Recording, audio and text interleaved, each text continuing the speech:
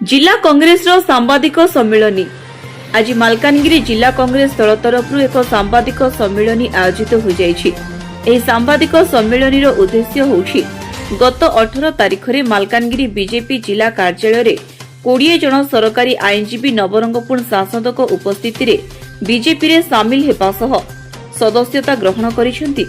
यह संपूर्ण भाव में सांविधानिक विधि व्यवस्था विरोध अटे एवं गणमाध्यम को मान्यवर सांसद वकिलों माध्यम आगामी पंचायत निर्वाचन नियोजित करी सत्ता हतेबे बोली मत प्रकाश करथिले। जड़े सरकारी वकिल सरकार को व्यवस्था सह जड़ित होई साधारण लोकों तथा सरकार को उद्देश्य रे शपथ पाठ करी कार्य करिथांती।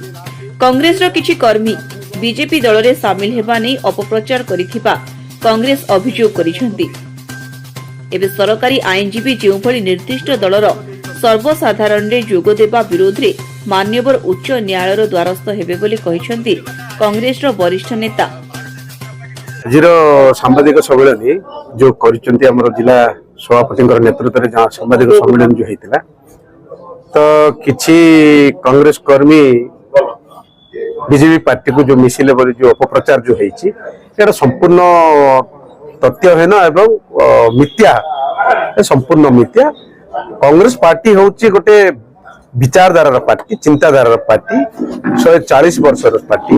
ये पार्टी रे थरे जे आसीची थरे से जे स्वाद चाकीची से केबे मध्य दल छाड़ती नहीं बा आम निर्वाचन आम मालकानगिरी जिलार कथा कहूँ मु एटा जोटा भी माने जो बीजेपी पार्टी सेमानकर जो आगामी सामने इलेक्शन अच्छी तो या लोक भुआ बुलाइबा गोटे अपप्रचार करुँच किंतु तथ्यहीन भित्तिहीन संपूर्ण मिथ्या। आमर आमर कांग्रेस कर्मी किए मते जाइना कांग्रेस कर्मी किए जाइना तांकरी दलर लोक ठिया करे से माने गेरुआ पगड़ी बांधी गेरुआ वस्त्र पिंधाई एमान जो अपप्रचार करुँच संपूर्ण मिछ। आमर कांग्रेस कर्मी किए मते जाइना से माने आमर सहित मजबूत अच्छी। आगामी दिन में जोरजार लड़ाई हम कांग्रेस पार्टी मजबूत होकर अच्छी। आगामी दिन में देखो मो नेतृत्व में आम जिला कांग्रेस कमिटी नेतृत्व में हजार हजार बीजेडी बीजेपी कर्मी आम दल में सामिल हेबे या किछि ये हो नहीं देखो निश्चित भाव में मिसिबे आम दल में। दी दिन तले बीजेपी ऑफिस रे जुबली भाव में से मने वक्तव्य देइछंती जनसाधारण को न्याय देवे से दलर सरकारी वकील हो गले जुबली भाव में वक्तव्य देउतिले जनसाधारण चिंता करथिले निरपेक्ष भाव में न्याय देवे ये तो दलर सरकारी वकील हो गले। आमे पचारवा को चाहूचु ये नियुक्ति कौन बीजेपी दल देइछन्ति ना सरकार देइछन्ति।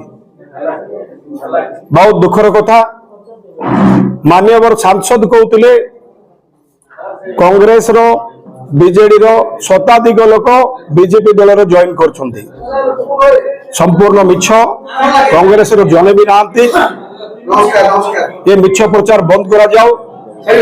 ये उपरे हमर पूर्वतन सभापति गोविंद बाबू ये उपरे आपन को पुंखाण भाव में। Bureau report times 1 Odia.